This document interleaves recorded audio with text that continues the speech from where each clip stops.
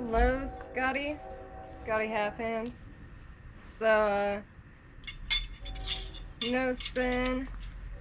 This is a little video about no spin and the slide technique. This is how I hold my knife. I hold it way up high, like at the balance point. I like knives that have a pretty middle balance point, so these Tiger Sharks are pretty much in the middle.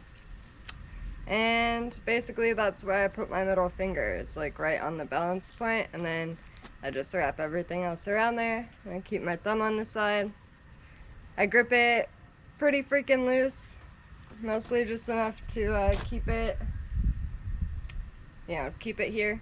But what I want is when I draw it back and I get about here, I want the whole weight of the knife to be on that finger, and this pretty much is just keeping it straight. I know I've seen a few other videos where people say basically the same thing.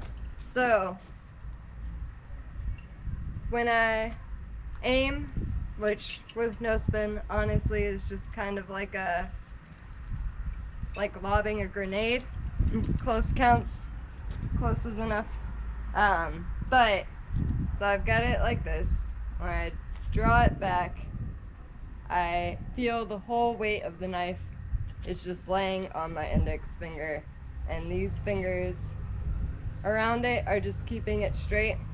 And I also wrap these fingers around the handle here because I want them to keep it straight.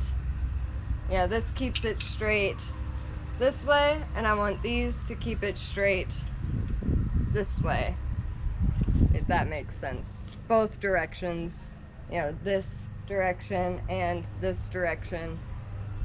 I've got it in there like a tube, sort of. So that's the grip, like this. Middle finger on the balance point, wrap everything else around it.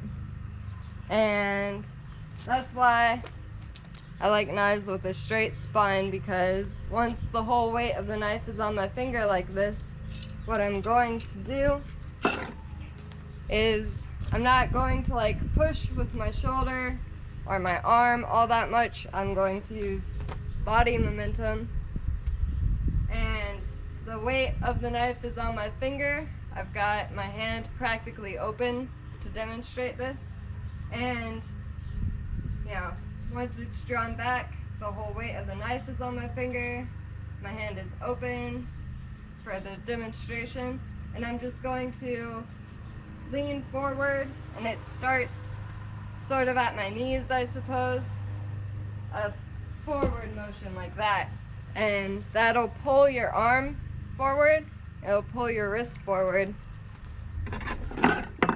So there's a bit of a push with my arm, and obviously my arm isn't just moving because I did this, but you know, I'm making it go forward. But for the most part, I let that like ripple of movement propel my arm forward at the beginning, and then I let the weight of the knife in my hand pull it forward too. I don't force anything. It's a very relaxed throw. There's not a crap ton of power being put into it, although you can add power later once the body mechanics are worked out really well. So with my hand closed, I'll do the same thing again. Point at the target where I'd like it to go, draw back, and then, you know, once my arm stops moving backwards, I start moving forward with my knees. The rest will start moving forward, and I want to keep my wrist in a position that all that weight is all the weight of the knife is still on my finger as I start to move my hand forward.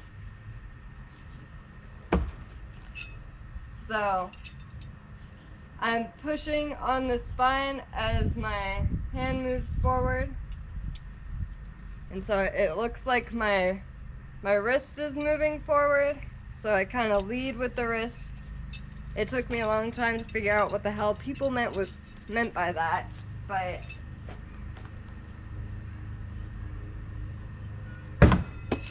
I missed the target there, but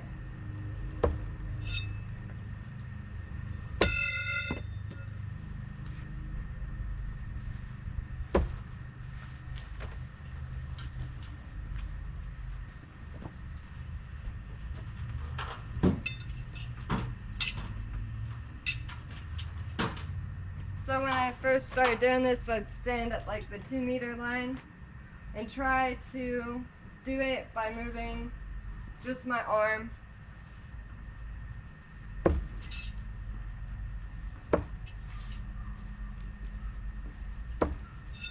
And you can hear the sound of your fingers sliding off the spine of the knife.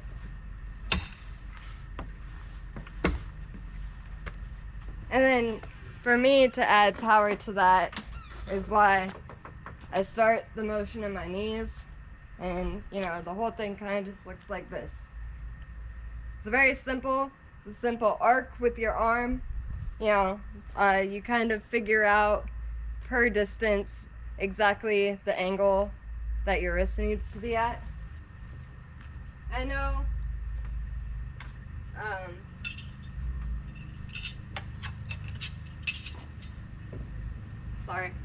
I know that you're doing this with your left hand, so that might be a little odd feeling. For me, that would be very odd feeling. It would be harder for me to figure out those angles, but basically know that the angle will increase the farther back. And you can increase the angle of your wrist, or you can also hold your elbow higher to an extent, and that'll help too. Try to keep it all lined up straight. It's easy to want to do it diagonally, because if you do it diagonally, you keep the pressure of the knife on your finger. You know, as you move this way, the knife is going to lean against your finger more, and that's how you slide it out.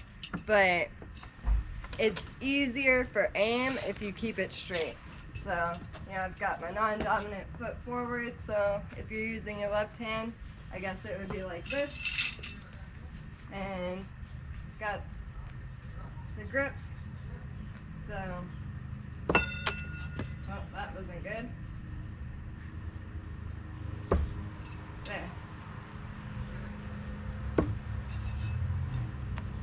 Since you use your left hand a lot more than I probably do, your fine-tuned muscles are probably a lot stronger than mine are. For me, if I did that for like a few days in a row, I'd probably feel some pain in my shoulder. I guess in my neck, specifically like here and possibly here. You probably shouldn't have that issue if you use your left hand for a lot of tasks already. But, you know, that's why it makes sense to me to use your body for a lot of the power. I see a lot of people like forcing things like a baseball type throw with their knife.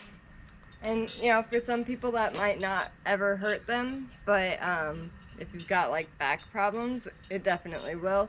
After a while, I hear a lot of people saying, you know, they stopped doing long distance throws because they injured themselves. If you use your body momentum for a lot of force, then that's not a worry. You can throw all day, you can throw accurately all day without tiring yourself out too much. So I'd recommend trying that. Oops. Yeah, and I sent you Joel's video, and he talks about, you know, being able to do like a rocking motion. So I keep my arm, as soon as that rocking motion starts and it hits up and I feel the motion hit up here, I just keep my arm and check with it and let it pull it forward. So yeah, that's the grip. I hope that any of that helps at all. And good luck with your nose spin, buddy.